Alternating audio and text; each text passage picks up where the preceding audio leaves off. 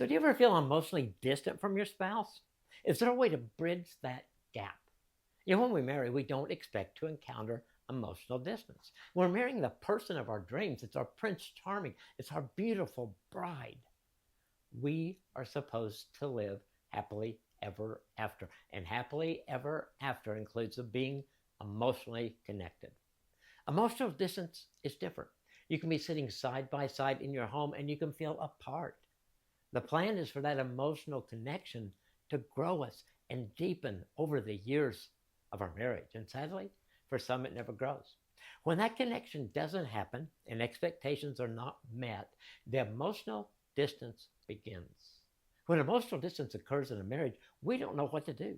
We may say something like, I don't feel as close to you as I used to. That's a pretty vulnerable statement.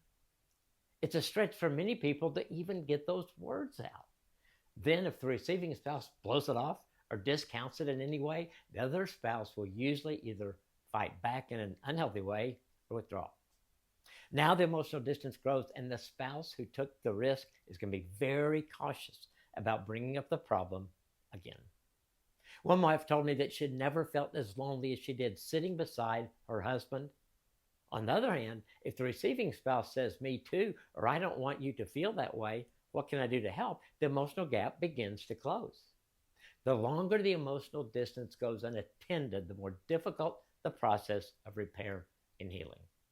So, have the two of you ever experienced emotional distance? Was there a catalyst that led to the distance? How can you keep from repeating that pattern? And if you are disconnected today, what can you do to begin connecting again? And do that today.